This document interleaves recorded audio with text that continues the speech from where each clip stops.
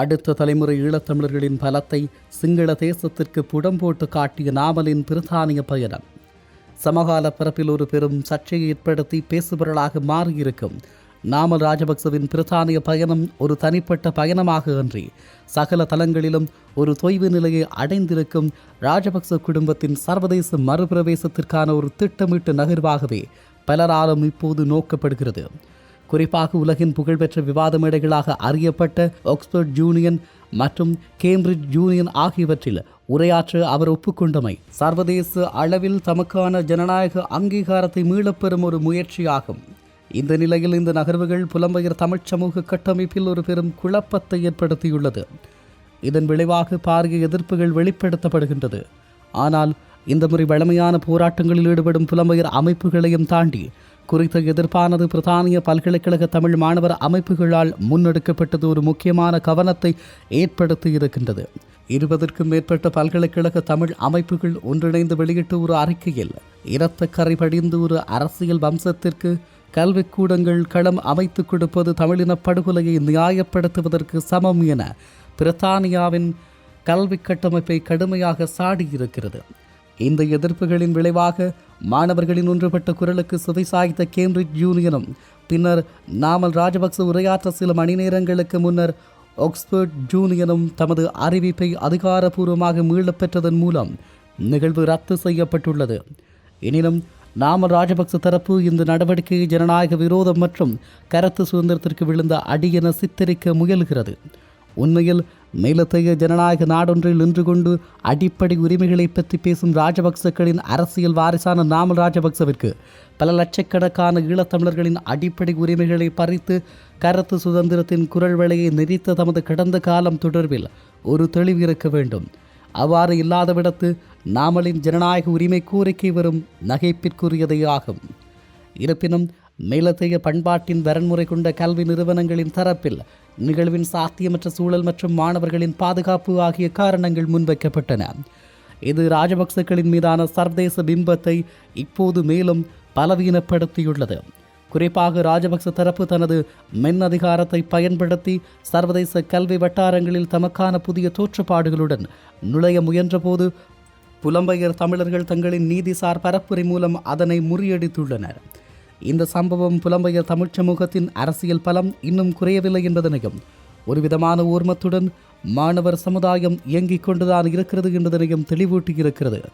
அதே நேரம் ராஜபக்ச தரப்புகள் அவமானகரமானதாக கருதும் இந்த தோல்வி இலங்கையின் உள்நாட்டு அரசியலில் ராஜபக்ச தரப்புக்கு மீண்டும் ஒரு பின்னடைவாக அமையலாம்.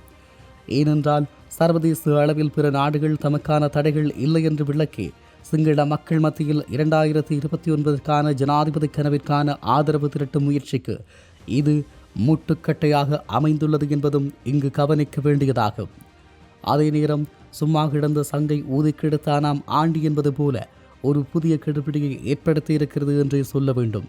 ஏனென்றால் குறித்த சம்பவமானது பிரித்தானிய நாடாளுமன்றத்தில் ஒரு பேசுபொருளாக மாறியுள்ளதால் மனித உரிமை மீறல் மற்றும் ஊழல் குற்றச்சாட்டுகளுக்கு உள்ளானவர்களுக்கு மக்னிஸ்கி சட்டத்தின் கீழ் பயண தடைகள் விதிக்கப்பட வேண்டும் என்ற கோரிக்கை வலுப்பெறலாம்.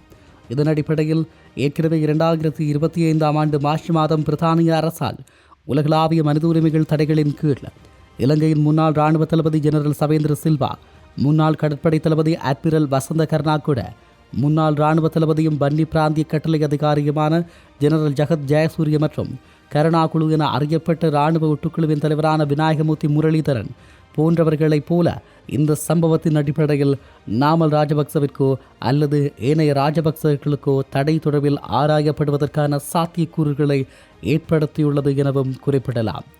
அப்படியாக தடைகள் விதிக்கப்படும் பட்சத்தில் பிரித்தானிய எல்லைக்குள் இருக்கும் அசையும் அசையா சொத்துகள் யாவும் முடக்கப்படலாம். அப்படியான ஒரு நிலை நேரமாக இருந்தால் நாமல் ராஜபக்சவிற்கு இது ஒரு பேரிழப்பாக மாறக்கூடும் எனவும் அச்சம் வெளியிடப்படுகின்றது. உண்மையில் நாமல் ராஜபக்சவின் பிரித்தானிய பயணம் என்பது அவர் எதிர்பார்த்த ராஜதந்திர அங்கீகாரத்திற்கு பதிலாக சர்வதேச அளவில் ராஜபக்ச குடும்பம் சந்திக்கும் அரசியல் தனிமைப்படுத்தலை மீண்டும் ஒருமுறை உறுதிப்படுத்தியுள்ளது எனவும் ஒரு முடிவுக்கு வர முடியும். ஆக இந்த சம்பவத்தின் மூலம் ஈழத்தமிழர்களின் அடுத்த தலைமுறை புலம்பெயர் நாடுகளில் ஒரு வலுவான தளத்தை அமைத்து ஒரு சக்திமிக்க கட்டமைப்பு ஆகியிருக்கிறது என்ற வலுவான செய்தியை தாயக தமிழர்களுக்கும் தமிழர்களின் தடங்களை அழிக்க நினைக்கும் சிங்கள மேலாதிக்கத்திற்கும் சொல்லியிருக்கிறது. உண்மையில் நாமல் ராஜபக்சவின் 2026 ஆண்டு பிப்ரவரி பிரித்தானிய பயணமே ஈழத்தமிழர்களின் சர்வதேச வலுநிலையையும் அவர்களின் தேசம் கடந்த செல்வாக்கு மிக்கவர்கள் என்பதனையும் நிறுவியிருக்கிறது என கொள்வதே சால பொருந்தும். ஆக இந்த நாட்டில் மிகப்பெரிய ஊழலை செய்தவர்கள் என்று குற்றம் சாட்டப்படுகின்றவர்கள், ஈழத்தமிழர்களுக்கு எதிராக மிகப்பெரிய இனப்படுகொலையை நிகழ்த்தியவர்கள் என்று கூறப்படுகின்றவர்கள், அவர்களுடைய அரசியல் வாரிசாக ஒட்டுமொத்த ராஜபக்ச குடும்பத்தினுடைய அரசியல் கனவாக இப்போது இருக்கும் நாமல் ராஜபக்ச பிரித்தானியா சென்று தான் ஒரு ஜனநாயகவாதி என்று சொல்லியும் ஜனநாயகத்தின் பக்கமான செயற்பாடுகளில் ஈடுபடுவதாகவும் உரையாற்ற இருந்த வேளை திட்டமிட்ட இந்த நகர்வுகள் அனைத்தையும் தவிடுபடியாக்கி இருக்கிறது புலம்பெயர் தமிழ் சமூகத்தின் ஓர்மமிக்க ஒரு குரல் என்று குறிப்பிடலாம். மாணவர் கட்டமைப்பு வலுவுள்ள சக்தியாக மாறி இந்த திட்டத்தை மிகப்பெரிய அளவில் எதிர்த்திருக்கிறது. இதற்கு செவிசாய்த்திருக்கக்கூடிய பிரித்தானியாவினுடைய கல்விக் கழகங்களுக்கு பாராட்டுகள் தெரிவிக்க வேண்டிய தேவை இருக்கிறது. உண்மையை சொல்லிக்கொண்டால் ஒரு இனமாக ஈழத்தமிழினம் தன்னுடைய விடுதலையை வேண்டி தன்னுடைய உரிமைகளை வேண்டி இந்த நாட்டில் போராடியது. அதற்கு எதிராக ஸ்ரீலங்காவினுடைய அரசாட்சி என்பதும் அரச பயங்கரவாதம் என்பதும் எந்த அளவுக்கு நடந்து கொண்டது என்பதையும் அதனை ஒடுக்குவதற்காக அவர்கள் எப்படியான நகர்வுகளை மேற்கொண்டார்கள் என்பதையும் சர்வதேசத்தில் மனிதகுலத்திற்கு எதிரான குற்றங்களை எப்படி செய்து முடித்தார்கள் என்பது தொடர்பிலும் உலகம் அறிந்த விடயமாகும். பிரித்தானியாவை தளமாக கொண்டு சேனல் 4 வெளியிட்ட ஆதார காணொளிகளை குறிப்பிடலாம். அல்லது வன்னி பிராந்தியத்திலும் வடக்கு கிழக்கிலும் யுத்தங்கள் இடம்பெற்ற போது மாவிலாறு தொடங்கி முள்ளிவாய்க்கால் வரை இடம்பெற்ற அத்தனை அழிப்புகளையும் அதனுடைய கூரங்களையும் பட்டியலிட முடியும்.